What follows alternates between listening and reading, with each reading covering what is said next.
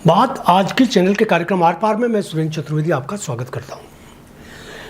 ताव ऊपर सुल्तान है, मत चूके चौहान। मौका अच्छा है, राजनीतिक इच्छा शक्ति हो तो हो सकता है आना सागर झील का दुख दूर।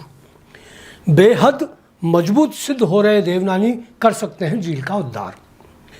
अजमेर का इतिहास साक्षी है कि अंधे कर दिए गए सम्राट पृथ्वीराज को जब कवि चंद्रवरदाई ने शब्द बेदी बाण चलाते समय कविता सुनाई तो सम्राट ने सिंहासन पर बैठे मोहम्मद गौरी को मार गिराया।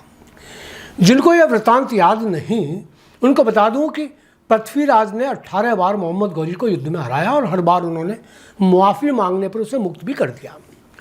इस तरह मुक्ति पाकर चालाक और धूर्त गौरी ने पृथ्वीराज को चालाकी से कैद कर लिया, उनकी आंखें निकाल लीं। एक बार गौरी को बताया गया कि पृथ्वीराज शब्द वेदी बाण चलाने के हुनरमंद हैं। उनका इम्तिहान लेने के लिहाज से सभा का आयोजन किया गया। पृथ्वीराज को सभा में बुलाया गया। सभा में सम्राट पृथ्वीराज के मित्र और राजकवि चंद्रवरदाई भी मौजूद थे। उन्होंने बड़े काव्य चातुरता से पृथ्वीराज को बता दिया कि उनका दुश्मन गौरी कहाँ बैठा है और उसे वध के लिए क्या करना है। उन्होंने कहा, 4 बांस 24 गज अंगुल अष्ट प्रमाण, ताव ऊपर सुल्तान है, मत चूके चौहान। मित्रों, आज भी पिछली कांग्रेस सरकार के समय स्मार्ट सिटी के नाम पर आना सागर के बराव क्षेत्र को जिस तरह बाहर से मिट्टी लाकर भरा और कृत्रिम जमीन बनाकर पाथवे बनाया गया, जिस तरह बड़ी चालाकी और निर्दयता से वेटलैंड पर 7 अजूबे बनाए गए, जिस तरह फूड कोर्ट जैसे अवैध निर्माण हुए, अब उनको तोड़े जाने के आदेश हो चुके हैं। एनजीटी नेशनल ग्रीन ट्रिब्यूनल ने स्पष्टतया इन सबको तोड़े जाने के आदेश दे रखे हैं। आदेश की पालना की जाए या कार्रवाई की जाए तो इसे तोड़ा भी जा सकता है, मगर स्मार्ट सिटी के शातिर अधिकारियों की नीयत खराब है। निर्माण में किस तरह कितनी बंदरबांट हुई, फिलहाल इस पर मैं चर्चा नहीं करना चाहता, मगर इतना ज़रूर कहूँगा कि सुप्रीम कोर्ट ने इन अवैध निर्माणों को तोड़ने से रोकने के लिए कोई स्टे नहीं दे रखा है। सम्मानित अदालत ने सिर्फ मामले की सुनवाई के लिए तारीख दे रखी है। यदि जिला प्रशासन चाहे तो निर्माण ध्वस्त कर सकता है।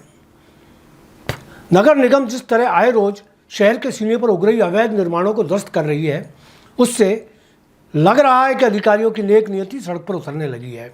इधर विधानसभा अध्यक्ष सम्माननीय वासुदेव देवनानी भी शहर की सेहत को सुधारने के लिए दृढ़ संकल्पित नजर आ रहे हैं।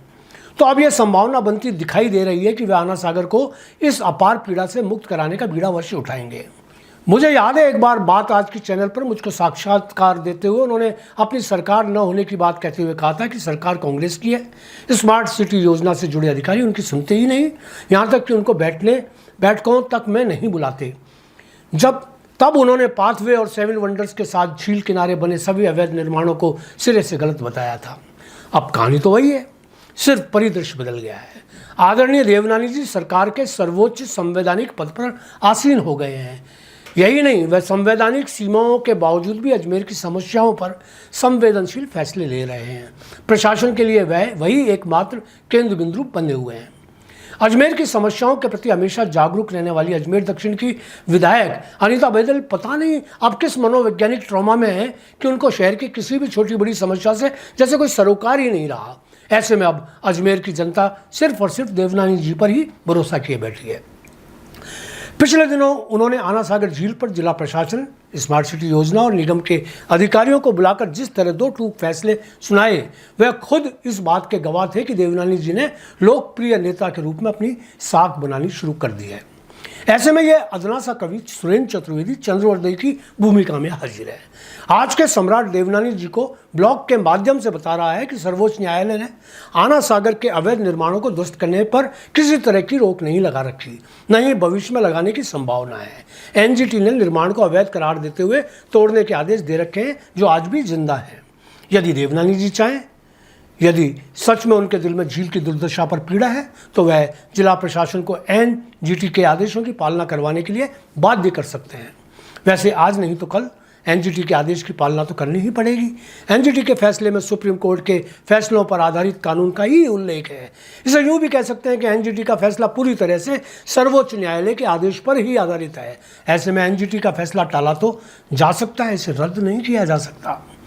देवनानी जी यदि चाहें तो शब्द वेदी बाण चलाने के हुनर का प्रदर्शन कर सकते हैं।